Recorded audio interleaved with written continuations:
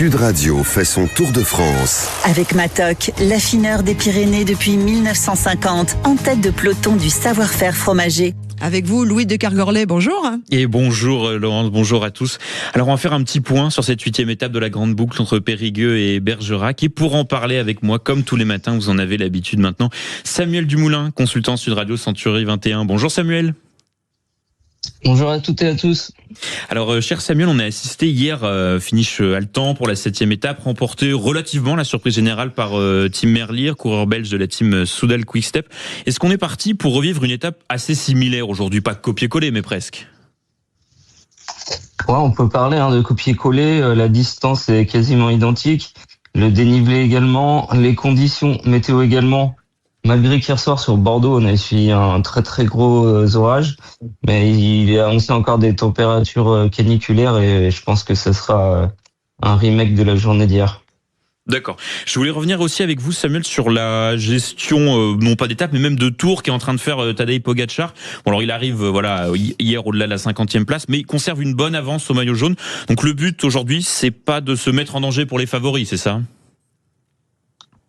Oui, pour les favoris, avec au niveau auquel ils évoluent, c'est des étapes qui sont relativement faciles, même si on peut se dire qu'à 45 km/h de moyenne, c'est pas facile, mais bon, pour des coureurs de ce niveau, cachés au sein du peloton, voilà, c'est quasiment des journées de récupération avant une étape demain qui sera un petit peu plus compliquée. Et dernière question, alors un peu obligé Samuel, on fait un point sur nos Français. Paul Sexas arrivé 41e, 6e au général avec près de 4 minutes de retard sur le maillot jaune. Comment vous le sentez sur cette première semaine, notre Français ? Eh bien, il a été solide, voilà, il avait affiché des ambitions, comme quoi il allait se battre pour le plus haut classement général possible. Il l'a démontré et il a été au contact des meilleurs, il a fait plusieurs top 5. Et notamment une très belle performance lors du coup de massue qu'a infligé Pogačar à tous ses adversaires dans la montée du Tourmalet. Il était là en 3e position quasiment du peloton. Et donc ça augure de bonnes choses pour la suite s'il arrive à bien récupérer et à garder son niveau.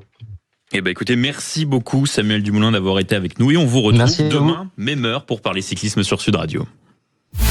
Sud Radio, le journal des sports. Et en football, cette fois-ci, ça y est, la France connaît son adversaire pour la demi-finale de ce mondial, et ce sera l'Espagne. Et oui, la Rora qui s'en est remis à son buteur providentiel de cette Coupe du Monde, le joueur d'Arsenal Mikel Merino. Une fois de plus, le coéquipier de William Saliba s'est distingué dans les tout derniers instants du match pour offrir la victoire aux siens. Score final 2-1 face à des Belges qui n'ont pas démérité.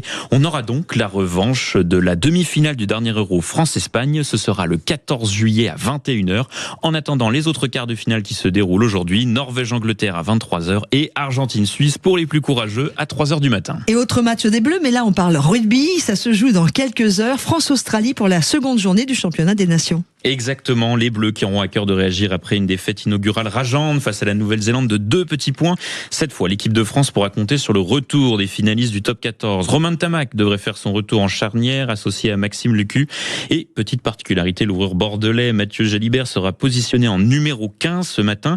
Maxime Lucu, justement, qu'on écoute en conférence de presse. Et on sait qu'on joue dans ce système-là, notamment avec de numéros entre guillemets 10. On l'a vu avec Thomas Ossination, on l'a vu avec l'association avec Mathieu et aussi avec Romain. Donc oui, on essaye d'apporter un petit peu plus d'imprévisibilité et Mathieu amène ça aussi au poste d'arrière, donc on va essayer de le faire du mieux possible. Romain aussi a beaucoup d'appétit pour commencer ce match, donc on aura de quoi faire en attaque. Il faudra qu'on soit maintenant bon sur les automatismes, mais en tout cas oui, cette association-là et notamment d'avoir 2 numéros 10 peut amener ce côté un petit peu imprévisible. Animation inattendue pour nos Bleus et on espère que les hommes de Fabien Galtier vont profiter pour se relancer face à des Australiens qui avaient craqué dans les dernières minutes face à l'Irlande. Les 2 équipes pointent chacune à la 4e place de leur poule. Coup d'envoi prévu à 9h40, heure de Paris. Merci beaucoup Louis de Kergorlet. Vous êtes Monsieur Sport pour les grands matins week-end, samedi et dimanche de ce mois de juillet.